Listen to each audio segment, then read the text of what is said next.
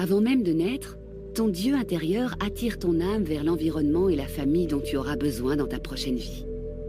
Cette attirance magnétique et ses objectifs sont déterminés, d'une part, parce que tu n'as pas encore réussi à vivre dans l'amour et l'acceptation dans tes vies précédentes, et d'autre part, parce que tes futurs parents ont à guérir à travers un enfant comme toi.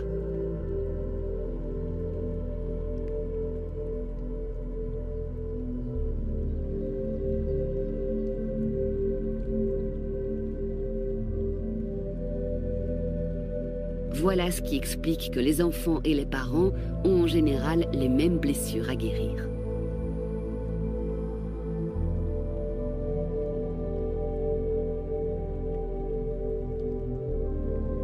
En naissant, tu n'es plus conscient de tout ce passé, car tu te concentres surtout sur les besoins de ton âme qui veut que tu t'acceptes avec tes acquis, tes défauts, tes forces, tes faiblesses, tes désirs, ta personnalité, etc.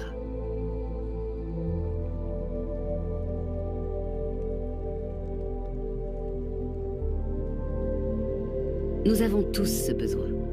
Cependant, peu après notre naissance, nous nous apercevons que lorsque nous osons être nous-mêmes, cela dérange le monde des adultes ou celui de nos proches. Nous en déduisons qu'être naturel n'est pas bien, n'est pas correct.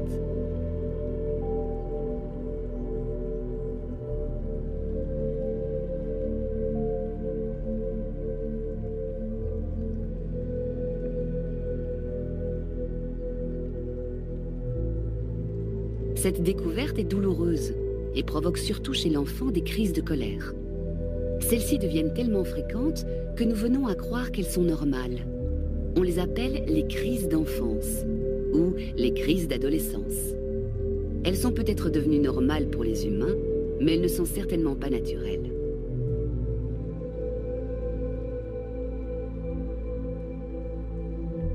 Un enfant qui agit naturellement, qui est équilibré et qui a le droit d'être lui-même, ne fait pas ce genre de crise. Malheureusement, ce genre d'enfant n'existe presque pas.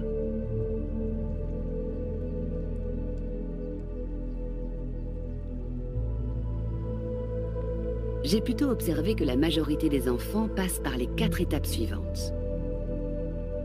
Après avoir connu la joie d'être lui-même, première étape de son existence, il connaît la douleur de ne pas avoir le droit d'agir ainsi, qui est la 2e étape. Vient ensuite la période de crise et la révolte, la 3e étape. Afin de réduire la douleur, l'enfant se résigne et finit par se créer une nouvelle personnalité pour devenir ce que les autres veulent qu'il soit.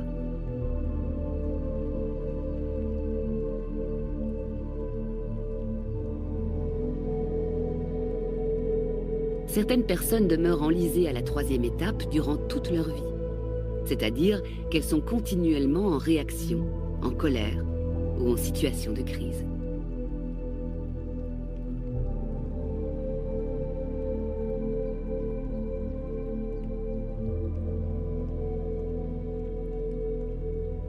C'est durant les 3e et 4e étapes que nous créons plusieurs masques, nouvelles personnalités, qui servent à nous protéger contre la souffrance vécue lors de la 2e étape.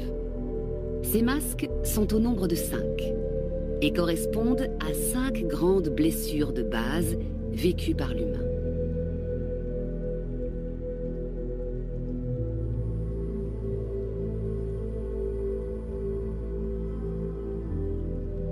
Les voici par ordre chronologique, c'est-à-dire dans l'ordre où chacune d'elles apparaît dans le cours d'une vie.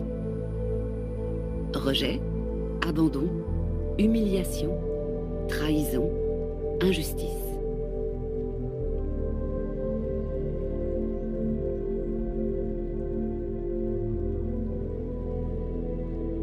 Nombreuses sont les occasions où nous nous croyons rejetés, abandonnés, trahis, humiliés ou traités de façon injuste. En réalité, chaque fois que nous nous sentons blessés, c'est notre ego qui aime croire que quelqu'un d'autre est à blâmer. On cherche donc à trouver un coupable. Parfois, nous décidons que nous sommes ce coupable quand, en réalité, ce n'est pas plus vrai que lorsque nous accusons quelqu'un d'autre. Tu sais, dans la vie, il n'y a pas de personnes coupables, seulement des personnes souffrantes. Je sais maintenant que plus on accuse, soi ou les autres, et plus la même expérience se répète. L'accusation ne sert qu'à rendre l'humain malheureux. Tandis que lorsque nous regardons avec compassion la partie de l'humain qui souffre, les événements, les situations et les personnes commencent à se transformer.